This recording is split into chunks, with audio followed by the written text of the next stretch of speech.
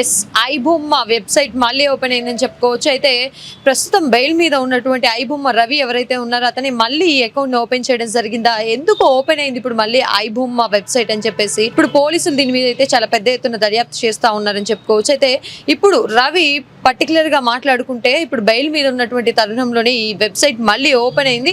So ఏంటి మళ్ళీ అని చెప్పేసి చాలా ప్రశ్నార్థకంగా మారింది ఐబొమ్మ వెబ్సైట్ అని చెప్పేసి అనుకోవచ్చు. ఎందుకంటే మనం గతంలో చూసాం ఐబొమ్మ రవి ఇష్యూలో మనం చూసినటువంటి అన్ని కూడా అంటే మొత్తం వ్యవస్థాపకుడు ఇతనే అని చెప్పేసి ఆరోపణలు చేసినటువంటి నేపథ్యంలో ఐబొమ్మ రవి 3 నెలల పాటు దగ్గర మొత్తం జైల్లో జీవితాన్ని కొనసాగించినటువంటి తరుణంలో అక్కడి నుంచి బెయిల్ పైన బయటికి రావడం జరిగింది. ఆ బెయిల్ పైన బయటికి వచ్చినటువంటి తరుణంలో కూడా కోర్టు కొన్ని ఆంక్షలని తనకు విధించినట్టు మనం చూసామన్నమాట. అయితే ఏంటి అని అంటే కొన్ని సోషల్ మీడియా వాడకంపై కానీ లేదంటే బయట సోషల్ మీడియాని అప్రోచ్ అవ్వడం కానీ లేదంటే వార్తలకు సంబంధించి ఏదైనా సమాధానాలు చెప్పడం కానీ ఇటువంటి అన్నిటినీ కూడా చేయొద్దని చెప్పేసి రవికి కొంత ఆంక్షలను అయితే పెట్టడం జరిగింది కోర్టు. అయితే దీనికి సంబంధించి ఇప్పుడు కొత్తగా మళ్ళీ అంటే రీసెంట్ టైమ్స్ లో వచ్చినటువంటి మూవీస్ అన్ని కూడా మళ్ళీ ఐబొమ్మ వెబ్సైట్ లో ఆ మూవీస్ అన్ని కూడా లభించడం అనేది చాలా పెద్ద ఆసక్తిగా మారింది ఇక్కడ అని చెప్పుకోవచ్చు. అయితే ఎక్కడి నుంచి వచ్చాయి అసలు మళ్ళీ ఈ వెబ్సైట్ లో ఈ కొత్త సినిమాలన్నీ కూడా అని చెప్పేసి చాలా ప్రశ్నార్థకంగా మారింది ఇప్పుడు అని చెప్పి కూడా అనుకోవచ్చు. అయితే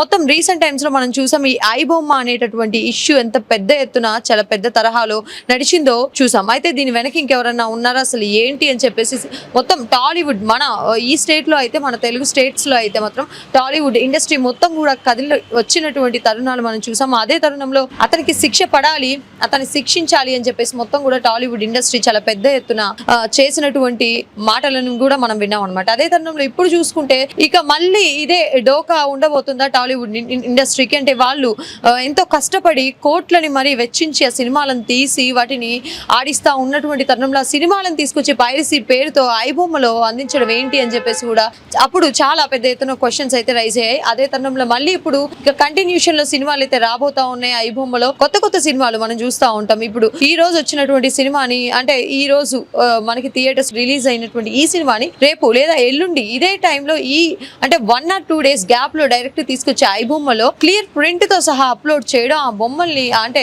అక్కడ ఉన్నటువంటి ఆ చిత్రాలని ప్రేక్షకులు కూడా వీక్షించడం అనేది ఎన్నో సంవత్సరాల నుంచి జరుగుతున్నటువంటి తరుణంలో ఇదే అంశం పైన టాలీవుడ్ ఇండస్ట్రీ మొత్తం కూడా చాలా పెద్ద ఎత్తున యాక్షన్ తీసుకోవాలని చెప్పేసి సిపి సజ్జనార్ ని అడగడం జరిగింది.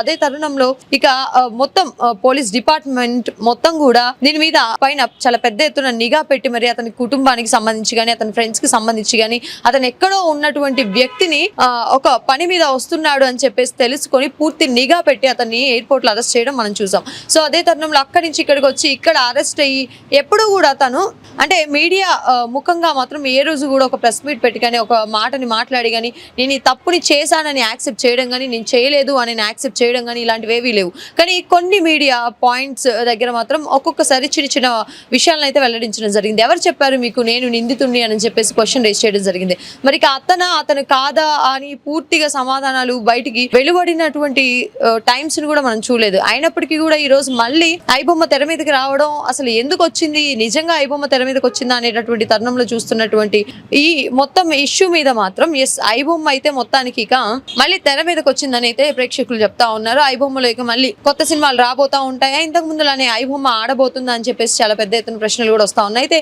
ఇక మనం చూసుకున్నట్లయితే ఇంతకు ముందు ఐబొమ్మకి లేదంటే ఇప్పుడు వస్తున్నటువంటి ఐబొమ్మలో సినిమాలకి ఏమన్నా చేంజెస్ ఏమన్నా అంటే లైక్ ప్రింట్ వైజ్ గా కానీ లేదంటే పిక్చర్ వైజ్ గా కానీ ఏమన్నా డిఫరెన్సెస్ ఏమన్నా ఉంటున్నాయా, అసలు దీని వెనక రవి మాత్రమే ఉన్నాడా లేదంటే ఇంకా చాలా మంది పెద్ద వ్యక్తులు ఎవరన్నా ఉన్నారా, లేదంటే ఇది ఇంకెక్కడన్నా దేశాల్లో నుంచి ఏమన్నా నడిపిస్తా ఉన్నారని చెప్పేసి కూడా క్వశ్చన్స్ రైజ్ అవుతున్నాయి. బికాస్ ఎందుకోనంటే ఐబొమ్మ రవిని ఇన్వెస్టిగేషన్ చేసినటువంటి నేపథ్యంలో ఐబొమ్మ రవి దగ్గర నుంచి ఎట్టి పరిస్థితుల్లో కూడా లీక్లు అనేవి ఎటువంటివి రాలేదని చెప్పేసి ఇప్పటి వరకు కూడా చెప్తా ఉన్నారు. బికాస్ అతను ఎక్కడ కూడా నేనే దీని వ్యవస్థాపకుడిని నేనే దీని నిర్వాహకుడిని అని చెప్పేసి చెప్పినటువంటి తరుణాలు అయితే ఇప్పటి వరకు మనం చూడలేదు. కానీ కేవలం ఈ ఒక్క వ్యక్తి మాత్రమే ఇంత వ్యవస్థను నడిపించాడా అనేటటువంటి క్వశ్చన్స్ కూడా ఎప్పుడూ మనకి రైజ్ అయ్యాయి. అయితే అవి ఇప్పటికీ కూడా ఇంకా ప్రశ్నార్థకంగా మాత్రమే మిగిలిపోయాయని కూడా చెప్పాలి.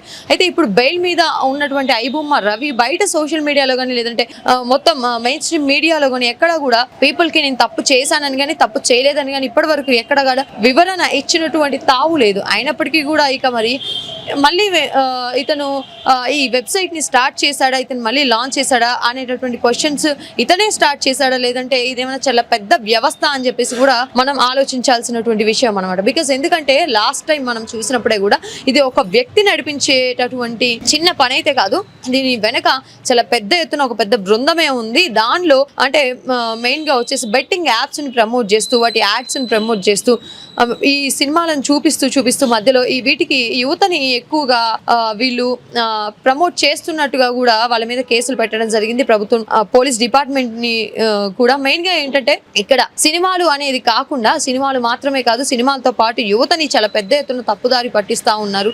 దీనిలో చాలా అంటే చూడకూడనటువంటి కంటెంట్ కానీ, ఫాలో అవ్వకూడనటువంటి కంటెంట్ కానీ చాలా ఉంది. సో దీని అంతా కూడా వీళ్ళు ప్రమోట్ చేస్తున్నారు, యువతని చెడ్డదారిలో చెడుదారి పట్టించేందుకు చాలా పెద్ద ఎత్తున ప్రయత్నం చేస్తూ ఈ యాప్స్ అయితే కొనసాగుతా ఉన్నాయి అని చెప్పేసి మనం డీజీపీ కానీ ఇట్లా ప్రెస్ మీట్స్ లో టాలీవుడ్ ఇండస్ట్రీ మొత్తం కూర్చొని మాట్లాడినటువంటి ప్రెస్ మీట్ లో మనం చూసాం. కానీ అది మళ్ళీ ఎక్కడ కూడా ఒక కొలిక్ వచ్చిన తరుణం అయితే లేదు. కానీ ఇప్పుడు మళ్ళీ స్టార్ట్ అయింది అంటే అసలు ఇది ఇంకా చాలా పెద్ద ప్రశ్నార్థకంగా మారిపోయిందని చెప్పొచ్చు. బికాస్ ఎందుకంటే ఒక 3 నెలల నుంచి మాత్రమే అతను కేవలం బెయిల్ మీద బయట అయితే తిరుగుతా ఉన్నాడు. కానీ ఇది మాత్రం ఒక్క వ్యక్తి చేస్తుంది కాదు అని చెప్పేసి మాత్రం చాలా పెద్ద ఎత్తున విమర్శలు కానీ, లేదంటే ఐబొమ్మకి సంబంధించి చాలా పెద్ద ఎత్తున ఇన్ఫర్మేషన్ కానీ మాట్లాడుతూ ఉన్నారు ప్రజలు అని చెప్పి చెప్పుకోవచ్చు. బికాస్ చూడాలి ఇప్పుడు మళ్ళీ దీని వెనక ఐబొమ్మ రవి ఉన్నాడా, లేదంటే ఇన్వెస్టిగేషన్ కి మళ్ళీ ఐబొమ్మ రవిని పిలుస్తారా.